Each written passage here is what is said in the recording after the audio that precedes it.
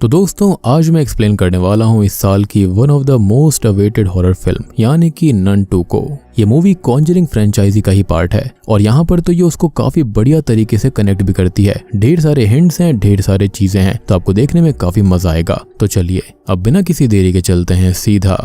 Video की तरफ।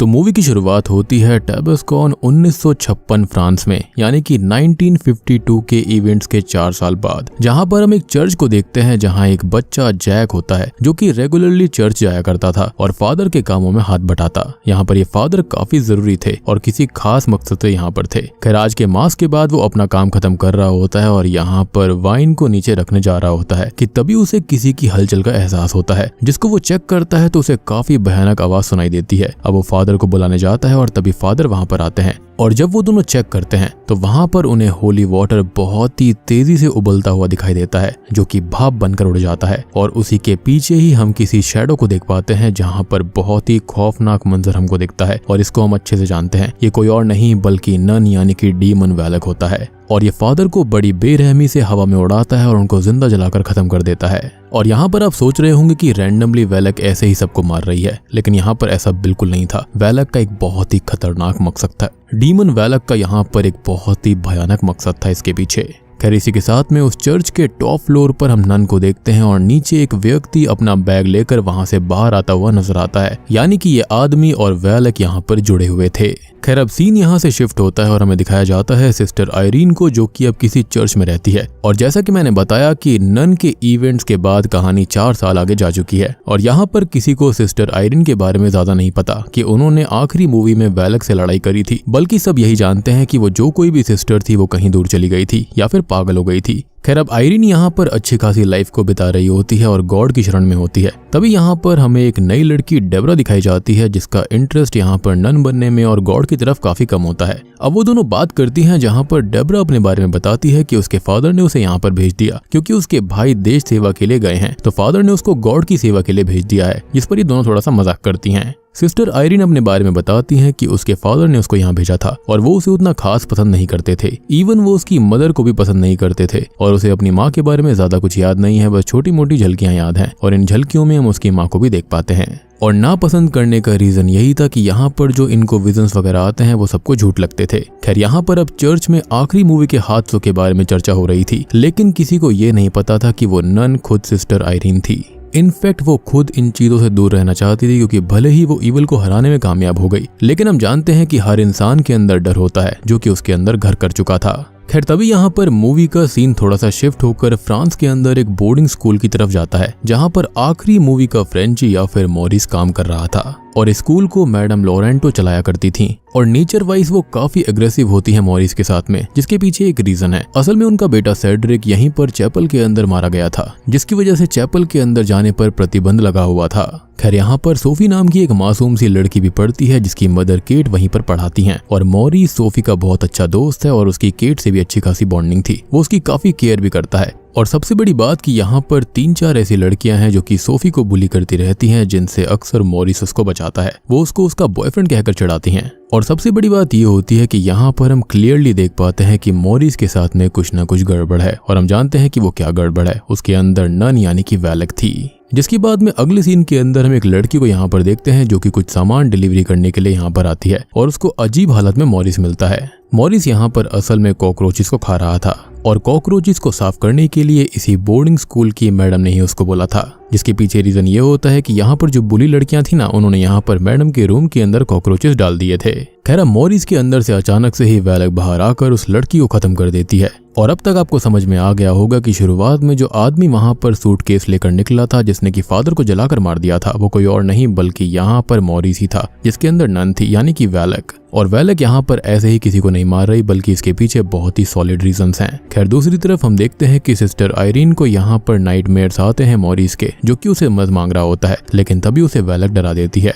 क्योंकि यहाँ पर वो इन सब चीजों से जुड़ी हुई थी, जिसके बाद में वो काफी परेशान रहने लगती है। अब सीन वापस से बोर्डिंग स्कूल की तरफ जाता है जहाँ पर वो बुली लड़कियां एक दिन सोफी को परेशान करती हैं और उसको उसी अबैंडन्ड चैपल के अंदर लेकर जाती हैं जहाँ पर वो उसको एक गेम खेलने के लिए बोलती हैं कि उन्हें विंडो पर बने हुए गोट की आंख को देखना होगा जिसके अंदर डीमन की आईज दिखाई देती हैं और अगर उसने नजर हटाई तो डीमन आकर उसे खत्म कर देगा। और अब वो उसी को देखने लगती है, लेकिन वो तीनों लड़कियां उसको अकेला छोड़कर वहां से निकल जाती हैं। तभी वहां पर अचानक से ही हलचल शुरू हो जाती है और पैरानॉर्मल चीजें भी वहां पर होने लगी थी। अब वैलक उसे हॉन्ट करती है जिससे डर कर वो वहां से भागने लगती है, लेकिन तभी मॉरिस आकर उसको बचा लेता है और अब तक केट भी वहां पर आ गई थी जो कि उसे अपने साथ ले जाती है। अब फिर से सीन यहाँ पर आयरन की तरफ शिफ्ट होता है जिसको रेवरेंड बुलाते हैं और उससे कहते हैं कि अलग अलग जगहों पर प्रीस्ट और नन्स की जान जा रही है और रिसेंटली फ्रांस के चर्च के अंदर एक प्रीस्ट को जलाकर मार दिया गया, यानी कि वही शुरुआत वाला सीन। और ये काम उसी डीमन वैलक का है जो कि मरा नहीं है और खत्म नहीं हुआ, वो वापस आ चुका है, जिसको पहले भी एक बार सिस्टर आयरन ऑलरेडी हरा चुकी है, तो दोबारा उसे इस केस को इन्वेस्टिगेट करना होगा। लेकिन यहाँ पर सिस्टर आयरन इसके लिए मना करने लगती है। उसका ये कहना था कि उसके साथ में फादर बर्ग भी थे जो कि काफी अच्छी पोजीशन पर हैं, तो उन्हें उनसे बात करनी चाहिए। लेकिन रेवरेंड यहाँ पर ये कहते हैं कि उनकी हैजा से मौत हो चुकी है और ये काम सिस्टर आयरन को करना हुआ क्योंकि यहाँ पर दुनिया की और इंसानियत की बात थी, जिसके चलते सिस्टर आयरन अपने डर पर काबू पाती है और यहाँ पर चल देती है इस केस को इन्वेस्टिगेट करने के लिए। क्योंकि यहाँ पर रेवरेंड का ये मानना था कि ये मौतें ऐसे ही नहीं हो रही हैं, यहाँ पर जो सारी की सारी जड़ें हैं वो रोमानिया से जुड़ी हैं। लेकिन यहाँ पर वो वैलक क्यों आ चुका है, तो इसका रीजन सिस्टर आयरन ही पता लगा सकती है। खैर अब आयरन फ्रांस के उसी चर्च के लिए निकल जाती है जहाँ पर फादर को जलाकर राख किया गया था और यहाँ पर उसका साथ देने के लिए सिस्टर डेब्रा चुपके से ट्रेन के अंदर चढ़कर उसके साथ निकल जाती है, जिस पर आयरन उसको समझाती है कि ये ठीक नहीं होगा और पता चलने पर उसको निकाल दिया जाएगा। लेकिन डेब्रा उसे अपनी माँ की फोटो दिखाकर बोलती है कि वो भी जलकर ही मारी गई थी और वो उनको ही अपना गॉड मानती थी और तब से उसका फेथ टूट चुका है और उसे कोई भी मिरेकल नजर नहीं आया और वो नहीं मानती कि वाइन को छूकर प्रेयर्स करने से वो जीसस क्राइस्ट के खून में बदल सकता है। जिस पर आयरन बोलती है कि वो अपने फेथ पर ध्यान दे और फेथ से बड़ी कोई भी चीज नहीं है और फेथ के चलते ही बड़े बड़े मिरेकल्स होते हैं जो कि उसने खुद देखे हैं और मेरे ख्याल से डेब्रा यहाँ पर उसी मिरेकल को देखने आई थी। खैर इसी बीच वो उसको अपनी मदर की भी कहानी सुनाती है कि उसने उससे झूठ कहा था। उसे अपनी माँ अच्छे से याद है जो कि गॉड में बहुत मानती थी और उनको गॉड की साइट मिली हुई थी, लेकिन उसके हस्बैंड उसको पागल समझते थे और फिर उसके पिता ने उसकी माँ को मेंटल हॉस्पिटल में भेज दिया था हमेशा के लिए, जिसके बाद से वो उनको नहीं देख पाई। खैर अब वो दोनों फ्रांस पहुंच जाते हैं और इन्वेस्टिगेशन शुरू होती है और आयरन को यहाँ पर आते ही जैक के विजन्स आने लगते हैं, यानी कि चर्च के अंदर आते ही, और जैक ने यहाँ पर उसे एक क्रूसीफिक्स भी पकड़ाया था।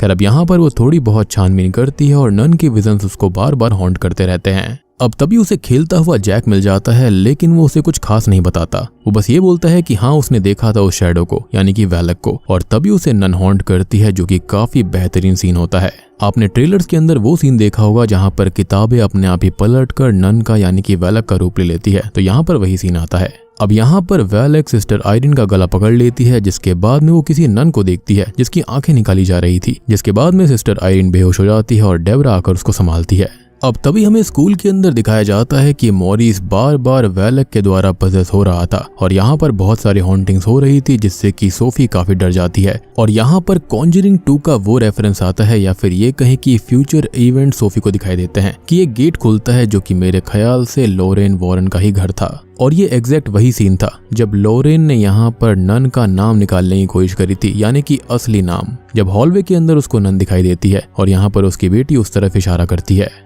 तभी सिस्टर आयरन को हॉस्पिटल के अंदर होश आता है जहां पर वो समझ जाती है कि आखिरी टाइम मॉरिस ने उसका साथ दिया था, उसको बचाया था और तभी वैलक ने उसको अपना शिकार बना लिया, उसको अपने वश में कर लिया और इस तरह से वो बच गई और अब सब जगह घूमकर वो लोगों की जान ले रही थी। और जैसा कि मैंने आपको पहले बताया था कि मूवी की शुरुआत में वो मॉरिस ही था जिसके अंदर नन समाई हुई थी, यानी कि वैलक उससे ये सब कुछ करवा रहा था। अब डेब्रा उसको बताती है कि जैक उससे मिलने आया था और उसको एक होली क्रॉस देकर गया है, जी हाँ, जो कि यहाँ पर सिस्टर आयरन ने अपने सपने में यानी कि अपने विजन में भी देखा था, जिस पर कोई सिंबल बना हुआ था और ये सिंबल सभी मरने वाले लोगों के क्रूसीफिक्स के ऊपर भी था, यानी कि ये बहुत ही खास है। और अब इस सिंबल के बारे में पता लगाने के लिए वो दोनों ही कैथोलिक आर्काइव में जाते हैं जहाँ पर उनको पता चलता है कि ये सिंबल एक खानदानी सिंबल है जो कि सेंट लूसी के खानदान से है और उसने अपने विजन्स के अंदर सेंट लूसी की आंखें निकलते हुए ही देखी थी, जो कि एक बहुत ही पावरफुल रेलिक है या फिर ये कहीं एक प्राचीन चीज है और फिलहाल उनको छुपाया गया है। और तभी सिस्टर आयरन कहती है कि ये सभी लोग सेंट लूसी के वंशज हैं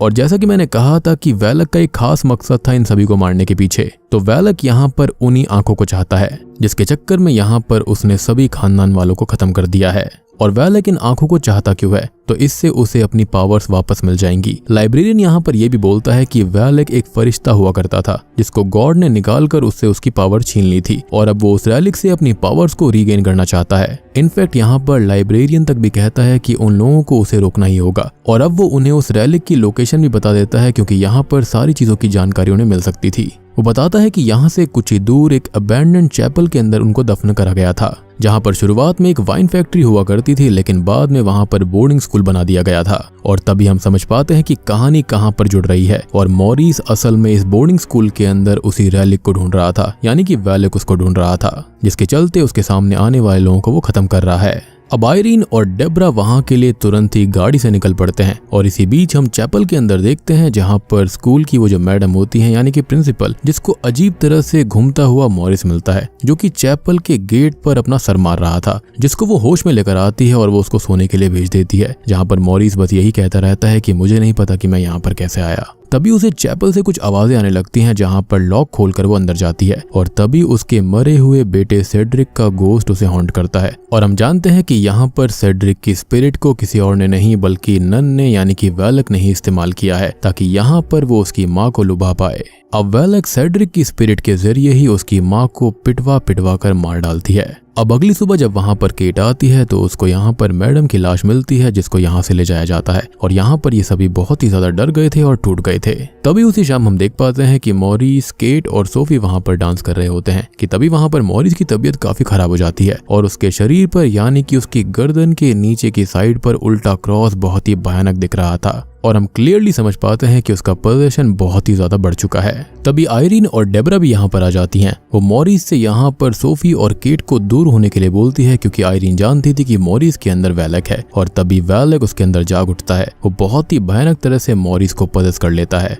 वैलेक अब आयरीन को हेलो सिस्टर कह के ग्रीट करता है जिसके बाद में वो चैपल की तरफ निकल पड़ता है। अब चैपल की तरफ जाते हुए देखकर आयरीन उसको रोकने की कोशिश करती है लेकिन वो आयरीन को बहुत ही बुरी तरह से हर्ट कर देता है और मेरे ख्याल से यहाँ पर तो आयरीन को उठना भी नहीं चाहिए था, लेकिन यहाँ पर उसके पास में प्लॉट आर्मर होता है जिसके चलते वो उठ पड़ती है और डेब्रा भी यहाँ पर कोशिश करती है मॉरिस को रोकने के लिए लेकिन वो नहीं रुकता। तभी सिस्टर आयरीन राइट्स को पढ़ने लगती है जिसके चलते मॉरिस के अंदर का वैलेक थोड़ा सा कमजोर पड़ जाता है और डेब्रा एक चीज लेकर उसके पीछे से मारती है जिसके चलते मॉरिस बेहोश हो जाता है। वो उसको बांध कर एक जगह पर रख देते हैं ताकि यहाँ से वो निकल ना पाए और ये सारे के सारे लोग यहाँ पर चैपल के अंदर निकल पड़ते हैं ताकि उनको सेंट लूसी की आंखें मिल जाएं। अब चैपल के अंदर जाकर वो उस रैलिक को ढूंढते हैं और सोफी उन्हें वहां की विंडो के बारे में बताती है जो कि असल में एक मैकेनिज्म था जो कि सेंट लूसी के खानदान वालों ने ही यहाँ पर लगाया था ताकि जब भी कोई अगला उनसे रिलेटेड या फिर कोई भी जानकार आएगा उसको यहाँ पर उसकी आंखें मिल जाएंगी। सोफी बताती है कि जब भी यहाँ पर सूरज की रोशनी उस गोट पर पड़ती है तो उसकी आंखें चमकती हैं। अब डेब्रा वहां पर जाकर टॉर्च मारती है जिसके चलते एक लाल रंग की रे जो होती है वो डायरेक्टली रास्ता दिखाती है कि वहां पर सेंट लूसी की आंखें कहाँ हैं। तभी वो रैलिक निकाल लेती है और तभी मॉरिस भी जाग उठता है। साथ ही साथ उस विंडो से वो जो गोट होता है ना, यानी कि जिसको ये डीमन मान रहे थे, वो वहां से गायब हो जाता है जिसके चलते सोफी बहुत डर जाती है। अब तभी हम बाकी बच्चियों को देख पाते हैं जिनको वो गोट मॉन्स्टर यानी कि वैलेक का रियल रूप हॉन्ट करने लगता है और ये रियल रूप हमने कॉन्जरिंग 2 के एंड में भी देखा था जब यहाँ पर लॉरेन को उसका रियल नेम वैलेक पता चल गया था जब वो उसको हेल में बैनिश कर देती है। खैर तभी अब डेब्रा वहां पर आ जाती है और उन बच्चियों को बचाने की कोशिश करती है। अब वो गोट मॉन्स्टर उनके पीछे तो पड़ा ही हुआ था कि साथ साथ वहां पर हलचल शुरू हो जाती है और अब ये सभी भागकर एक दूसरे रूम में चले जाते हैं जहां पर उसी प्रिंसिपल का भूत उनको हॉन्ट करता है, जो कि मेरे ख्याल से काफी अच्छा हुआ क्योंकि ये सभी लोग सोफी को बहुत ही ज्यादा बुली करते थे। तभी सिस्टर आयरीन को दिखाया जाता है जिसके साथ सोफी होती है और यहाँ पर केट भी थी जो कि अब बच्चियों के पास में चली जाती है क्योंकि उन्हें उनकी आवाज आ रही थी।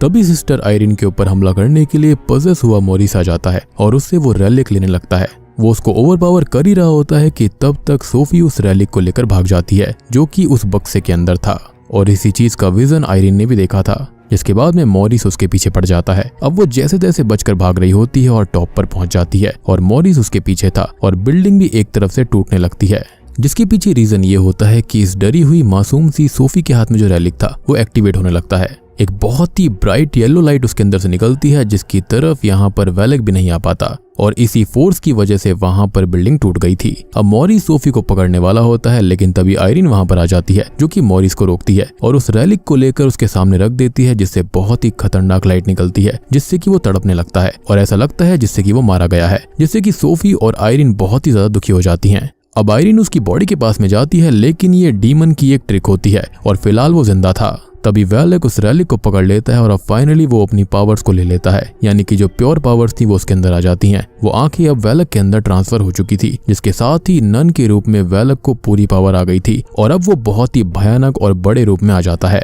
साथ ही साथ हम ये देख पाते हैं कि केट के साथ में जो बच्चियां होती हैं, स्पेशली एक बच्ची जो कि सोफी को बुली किया करती थी, उसके अंदर वो मॉन्स्टर अपना नाखून गड़ा देता है जो कि मेरे ख्याल से बहुत ही सेटिस्फाइंग चीज थी क्योंकि उस बच्ची ने यहाँ पर सोफी को मरवाने की कोशिश करी थी और कहते हैं ना, अपने कर्मों की सजा तो इसी धरती पर भुगतनी पड़ती है। खैर अब वेलेक इतना शक्तिशाली हो चुका था कि यहाँ पर वो आयरीन को उठाकर जलाने लगता है जैसे कि उसने उस फादर को जलाया था, लेकिन इतने में ही उसे अपनी मदर की याद आती है। साथ ही साथ हम एक और झलक देख पाते हैं यहाँ पर लॉरेन वॉरेन की, यानी कि देख रहे हो कि यहाँ पर सारे के सारे फ्यूचर इवेंट्स दिख रहे हैं और कैसे चीजें कनेक्ट हो रही हैं। जिसके बाद सिस्टर आयरीन की, उसकी माँ की और लॉरेन वॉरेन की आंखें चमकती हैं, जिसका सिंपल सा मतलब ये था कि ये सारी की सारी वंशज हैं सेंट लूसी की। जी हाँ, और इसी तरह से यहाँ पर लॉरेन वॉरेन और आयरीन कनेक्टेड हैं। तो फिलहाल आयरीन को किसी भी रेलिक की जरूरत नहीं थी क्योंकि उसकी आंखें ही यहाँ पर काफी हैं। उसके खुद के अंदर शक्तियां हैं जिसके चलते वो आग को बुझा देती है और नन को भी हराने लगती है।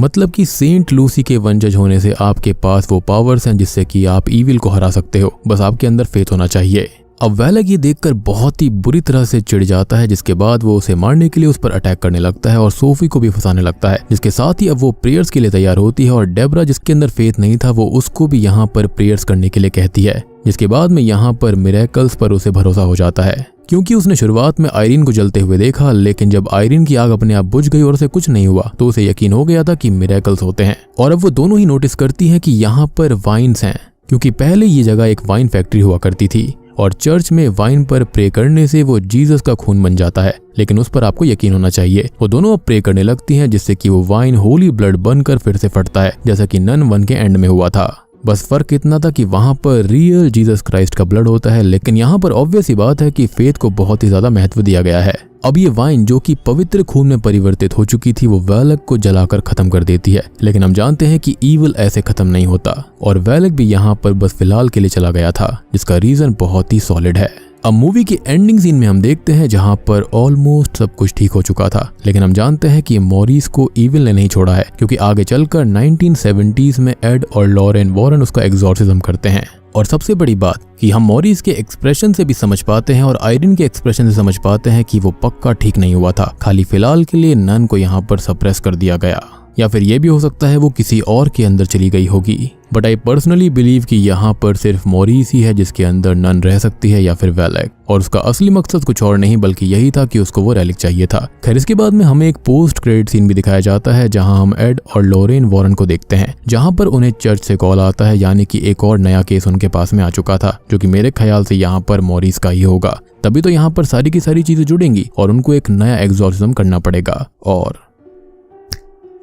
बूम, इसी के साथ में ये मूवी यहीं पर खत्म हो जाती है। तो दोस्तों ये थी नन 2 फिल्म की कहानी। उम्मीद करता हूँ कि आपको पसंद आई होगी। अब देखो बात करें यहाँ पर एक चीज की, जो इंटरवल हुआ था ना वो काफी जल्दी हो गया था, यानी कि मूवी काफी फास्ट पेस में चल रही थी, लेकिन इंटरवल के बाद में मूवी में थोड़ा सा दम आ जाता है। यानी कि इंटरवल तक मुझे उतना कुछ फील नहीं हुआ, लेकिन हाँ इंटरवल के बाद में कहानी थोड़ी सी इंटरेस्टिंग हो जाती है जब यहाँ पर रेलिक वाला सीन आता है। और मेरे ख्याल से वेलेक यहाँ पर किसी खास मकसद से ही घूम रहा था, यानी कि कॉन्जरिंग तक, यानी कि 20 साल बाद भी यहाँ पर इसलिए ही है ताकि उसे कोई खास रेलिक मिल पाए। मुझे लगता है कि यहाँ पर खाली एक रेलिक नहीं होगा, जैसे कि वहां पर जीसस क्राइस्ट का ब्लड था, यहाँ पर सेंट लूसी की आंखें थी, तो मेरे ख्याल से ऐसे और भी रेलिक दुनिया भर में होंगे जिसके चलते यहाँ पर वेलेक उसको चाहता है ताकि उसकी पावर्स उसके पास में आ जाएं। और जो वेलेक का रियल रूप है ना वो एक बच्चे वाला रूप है, लेकिन डायरेक्टर ने उसको एक भयानक रूप दिया है ताकि वो वाकई में सबको डरावना लगे। और लोरेन वॉरेन, सिस्टर आयरीन, उसकी माँ, ये सभी सेंट लूसी के वंशज हैं।